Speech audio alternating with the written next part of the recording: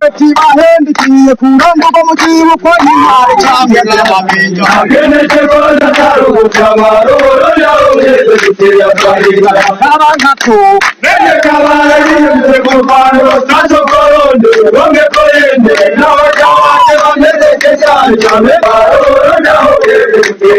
ibice bya Cibitoke ku butaka bw'igihugu cy'u Burundi nanone biravuga yuko harimo harategurwa ibitero bikomeye cyane aho bivugwa yuko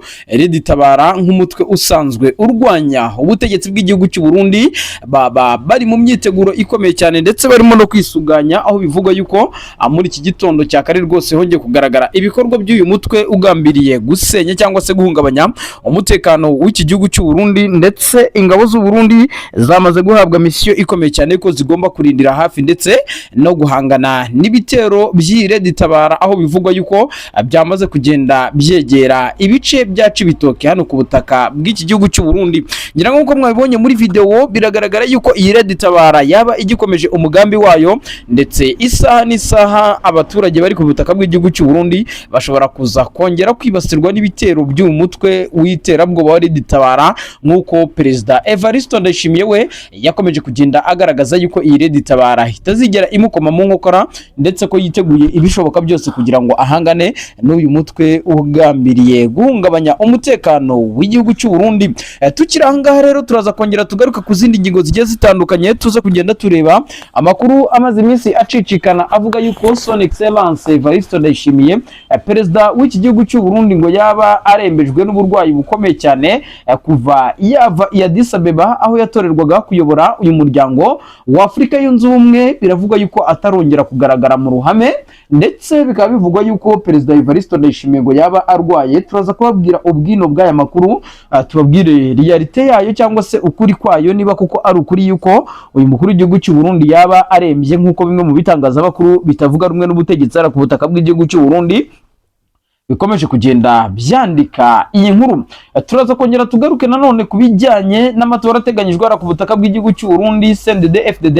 n'ishyaka riri ku butegetsi tayari byamaze kugenda bimenyekana igihe inama izahuriza hamwe abarwumyabanga ba CNDD FDD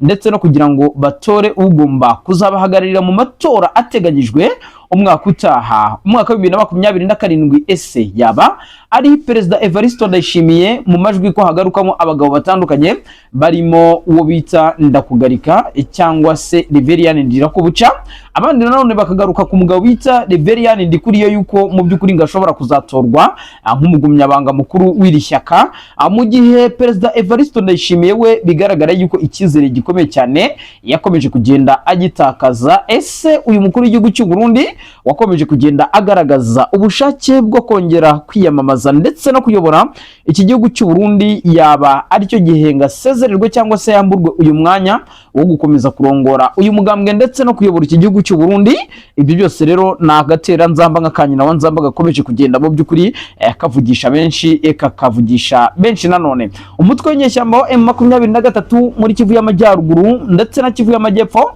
ukomeje ibitero byayo na twirwaneho aho bivuga yuko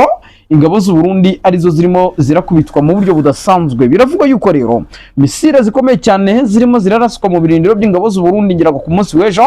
twabumbishije audio y'abasirikare b'abarundi bagaragaza yuko mu by'ukuri ko batorohewe n'urugamba aho rugeze mu mahina ndetse banasaba umukuru w'igihugu cy'u Burundi yuko yakora ibishoboka byose akifashisha hegemoni afite cyangwa se ugitinyiro afite nk'umukuru w'igihugu cy'u Burundi kugira ngo ahagarike iby'intambara cyangwa se akure izi ngabo z'u Burundi hano muri iyi ntambara ikomeje kugenda ibashigisha bya hato na hato. Nanone kandi ikibuga cy'indege cyitiriwe Melchior Ndadaye International Airport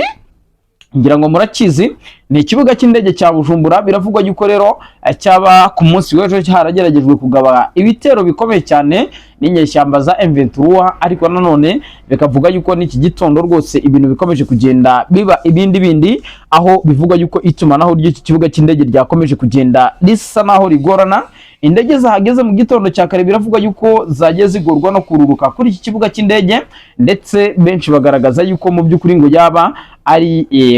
detection cyangwa se jamming yaba yakozwe n'izi nyeshyamba za M23 kugira ngo mu by'ukuri zitangire zikupe ikoranabuhanga kuri iki kibuga cy'indege cyitiriwe Melchior Ndadaye International Airport. mu minsi yashize rero iki kibuga cy'indege cyagarukaga mu majwi nyuma y'uko kandi inyeshyamba za M23 zaraswagaho umusubirizo n'igisirikare cya leta ya Kongo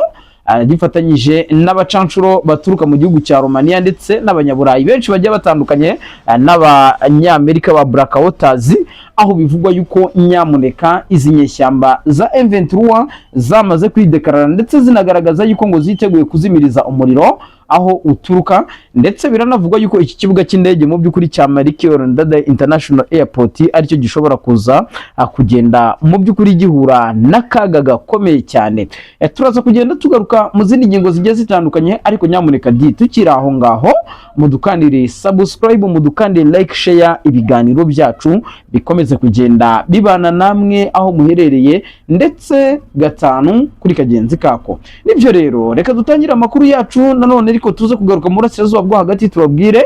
muri iyi ntambara ihanganishije ibihugu by'ibihangange mu isi, yaba Leta Zunze Ubumwe za Amerika, Irani ndetse n'igihugu cya Israeli, aho bivuga yuko ibitero bibaye ku munsi wa karindwi. Ibi bitero bikaba bikomeje kugenda byibasira ibice bigiye bitandukanye. Israeli irarasa muri Irani, Irani ikarasa muri Israeli, ariko nanone Irani yo umwihariko ifite nuko iri kurasa ibihugu byose bigaragara yuko birimo inyungu za Leta Zunze Ubumwe za Amerika ndetse n'ibirindiro bya Leta Zunze Ubumwe za Amerika byose birimo birarimbuzwa misile z'akataraboneka z'iki gihugu cya Irani. Ariko nanone Perezida Donald Trump usanzwe ayobora iki gihugu cya Leta Zunze Ubumwe za Amerika ndetse na Benjamin Netanyahu, uyu akaba minisitiri w'intebe w'iki gihugu cya Israeli, bamaze kugaragaza yuko binjiye muri faze ya kabiri y'intambara, aho bivugwa yuko igisirikare cy'Uburusiya nacyo gishobora kuza kwisanga muri iyi ntambara. Ariko Irani biravugwa yuko nyamuneka nayo yamaze kugenda itangaza yuko misile yari imaze iminsi irashisha ibirindiro bya Leta Zunze Ubumwe n'imfungwa ya politike yari yaramaze kugenda atabwa muri yombi kubera bimwe mu bikorwa bya politike yakomeje kugenda ashinzwa, harimo kunenga ibikorwa by'ishyaka riri ku butegetsi ku butaka bw'igihugu cy'u Burundi CNDD-FDD, aho bivugwa yuko nyamuneka ibintu byamaze kugenda bihinduka. Nanone kandi turaza kugenda dukubitira mu bijyanye n'ibivugwa yuko Perezida Evariste Ndayishimiye yaba yasubijwe kwa muganga ikitaraganya ndetse ubuzima bwe bukaba bwaba buri mu kaga. Ibi biraterwa nuko amaze igihe atagaragara mu ruhame, ariko nanone bikagaragaza yuko Perezida Evariste Ndayishimiye mu bikorwa bya politike bye bya buri munsi ndetse no kuyobora iki gihugu cy'u Burundi yakomeje kugenda agwiza abanzi batandukanye, aho bivuga yuko uyu mukuru w'igihugu cy'u Burundi nyamuneka ibintu byaba byaramaze kugenda bimuhindukana.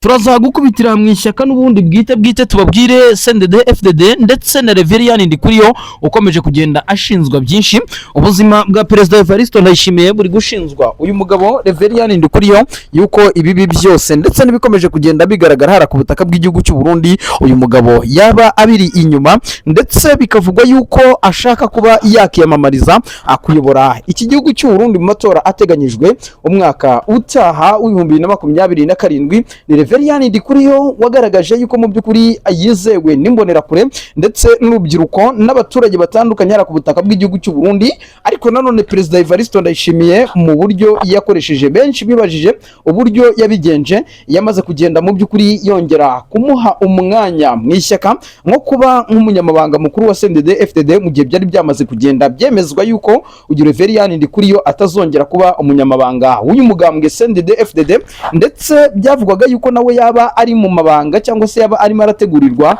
kuzatangwa nk'umukandida shyaka w'iri shyaka, nk'umukandida perezida w'iri shyaka. Ariko nanone bikavugwa yuko amakimbirane yose akomeje kugenda agaragara, yaba ku burwayi bw'uyu mukuru w'igihugu cy'u Burundi ndetse n'ibindi bibazo bigiye bitandukanye bikomeje kugenda bigaragara, byaba biri guterwa no kuba mu by'ukuri muri iri shyaka hakomeje kugenda ibintu bihinduka. Turaza kugenda tureba ibyo ari byo tuze gukubitira ku butaka bw'igihugu cy'u Burundi. Tubabwire nanone yuko abaturage bo mu Cibitoke, mu Cankuzo n'ibindi bice bigiye bitandukanye bamaze kugenda mu by'ukuri bahitamo uwo bagomba gutora mu gihe CNDD-FDD izaba yatanze umukandida perezida. Biravugwa yuko rero Perezida Evariste Ndayishimiye mu gihe yaba atanzwe nk'umukandida perezida, izi ntara yamaze kugenda aheba, bivugwa yuko amajwi muri ibi bice atazigera ayabona, kuko nibo ba mbere bakomeje kugenda mu by'ukuri bahura n'ibibazo by'ingaruka z'intambara biri guturuka mu burasirazuba bw'igihugu cya Kongo. Turakubitira ku butaka bw'igihugu cya Kongo nanone tubabwire uburyo ingabo z'u Burundi zikomeje zikomeje kugenda zihura n'akazi gakomeye cyane. Ku munsi w'ejo imirwano yabaye muri Warikare ndetse na za Kisangani, biravuga yuko M23 yibasiye bikomeye cyane ibirindiro by'ingabo z'u Burundi, ndetse amwe mu majwi dufite yumvikanisha abasirikare b'abarundi bagowe n'intambara ndetse barashweho misile zikomeye cyane barimo baragenda bahunga. Bikavuga yuko rero uru rugamba rwo mu burasirazuba bw'igihugu cya Repubulika ya Demokarasi ya Kongo, igihugu cy'u Burundi cyaba kirimo kiragenda mu by'ukuri kihahombera. N'andi makuru menshi agiye atandukanye nyamureka turaza kugenda tureba ibyari byo izamuka ry'ibiciro ku butaka bw'igihugu cy'u Burundi, igitoro cyabaye igitoro, ndetse turaza kugenda tubabwira ibyari byo. Doka duhere ku ngingo rero yo bita Perezida Evaristo Ndayishimiye, bivugwa yuko ubuzima bwe bwa buri mu kaga mu buryo bukomeye cyane. Ni umukuru w'igihugu cy'u Burundi mu minsi yashize ubwo yatorerwaga kuyobora umuryango wa Afurika yunze ubumwe, benshi bakomye amashyi, ariko nanone abatavuga rumwe n'ubutegetsi kuri ubutaka bw'igihugu cy'u Burundi bavugaga yuko ari cyo gihe cy'akandoyi, cyangwa se ari cyo gihe n'ubundi agiye gukoresha umukuru w'igihugu cy'u Burundi agakomeza kugenda mu by'ukuri abangamira abatavuga rumwe n'ubutegetsi. Bikavuga yuko rero bamwe mu batavuga rumwe n'ubutegetsi nabo babirebeye hafi, ndetse bagaragaza yuko uyu mukuru w'igihugu cy'u Burundi nta kindi kintu cyo kumwitura kereka gushaka kunyegeza ubuzima bwe. Murabizi neza yuko ku kijyanye na succession dispute cyangwa se gusimburana ku butegetsi kuri ubutaka bw'igihugu cy'u Burundi bigenda bizamo ibibazo, ndetse no mu myaka yahashize byagendaga bigaragara yuko gusimburana ku butegetsi kuri ubutaka bw'igihugu cy'u Burundi byagendaga bisa naho biba ibibazo. Ubu rero Perezida Evaristo Ndayishimiye niwe uri murishyura ikiguzi, aho bivuga yuko amagara yiwe yaba ashaka gutsembagazwa cyangwa se yaba ashaka mu by'ukuri kuba yagandagurwa, mu gihe amakuru agaragaza yuko kuva uyu mukuru w'igihugu cy'u Burundi yatorerwa kuyobora umuryango wa Afurika yunze ubumwe, ndetse agaruka ku butaka bw'igihugu cy'u Burundi agasasigwa ibitenge hariya mu mujyi wa Bujumbura, biravuga yuko benshi mu batarishimiye iyi nsinzi ikomeye cyane uyu mukuru w'igihugu cy'u Burundi yagezeho bahise bongera kumuroga. Na mbere yaho gato murabizi neza yuko ayo makuru yakomeje kugenda acicikana avuga yuko Perezida Evaristo Ndayishimiye mu by'ukuri ubuzima bwe bwaba burimo buragenda bushaka gushyirwa mu kaga. Perezida Evaristo Ndayishimiye rero ubu biravugwa yuko ashobora kuba yaramaze kugenda ubuzima bwe abuhinduka, aho bivuga yuko yaba yarasubiye mu bitaro bya Kira Hospital, abandi bakavuga yuko yaba arwariye mu rugo iwe, ariko harimo haratangazwa amakuru agiye atandukanye. Benshi bakavuga yuko yaba ari mu bitaro bikuru bya Bujumbura, ndetse nihabura n'abavuga yuko mu by'ukuri yaba yaramaze kugenda ajyanwa mu gihugu cy'Ubuhinde kugira ngo ubuzima bwe barebe yuko babukurikirana. Turaza kugenda nanone tureba andi makuru agiye atandukanye avuga ku buzima bw'umukuru w'igihugu cy'u Burundi, turebe realite yayo, turebe Ntare Rushatsi icyo irimo irabitangazaho, ndetse na presidence muri rusange. Ariko nyamuneka ikigaragara cyo nuko aya makuru ashobora kuba ariyo kubera yuko umukuru w'igihugu cy'u Burundi murabizi neza yuko kugaragara mu ruhame ubundi ibyabaga ari ihame. Sandra Muhoza twari twamugarutseho, uyu yahoze ari umunyamakuru hara ku butaka bw'igihugu cy'u Burundi, ariko yaje kwandika ubutumwa butandukanye bwohereza muri groupe za WhatsApp agaragaza yuko mu by'ukuri ngo muri CNDD-FDD haba harimo ikibazo, ndetse anagaragaza yuko mu by'ukuri ngiri ishyaka riri ku butegetsi ryaba ryarananiwe kuba ryarongora iki gihugu. Ariko nanone uyu yahise atabwa muri yombi ndetse akatirwa imyaka igera kuri 5, bikavuga yuko yamaze kugenda arekurwa amaze gufungwa imyaka 2, aho bivuga yuko uyu nguyu mu by'ukuri yamaze kugenda arekurwa ahariya ku butaka bw'igihugu cy'u Burundi. Ibibazo rero bikaba bikomeje kugenda bivuka, ndetse n'umukuru w'igihugu cy'u Burundi nawe ubuzima fashishije ibigo byayo bya gisirikare biherereye hirya no hino mu burasirazuba bwo hagati, yaba mu gihugu cya Arabia Saudite, yaba mu gihugu cya Yemen, yaba mu bihugu bitandukanye birimo Kuwait, Leta Zunze Ubumwe z'Abarabu ndetse na Katari, nyamuneka kugira ngo bifashishe izo base militaire kugira ngo bagabe ibitero kuri iki gihugu cya Irani. Irani yo yamaze kugenda mu by'ukuri yidekarara, ndetse inagaragaza yuko idateze kuba yadohoka, ndetse inagaragaza yuko igiye kwifashisha bimwe mu bitwaro byayo bidasanzwe, yaba Leta Zunze Ubumwe za Amerika ndetse yaba n'igihugu cya Israeli, kugeza isaha bataramenya mu by'ukuri niba koko iki gihugu cya Irani cyaba gifite izi ntwaro.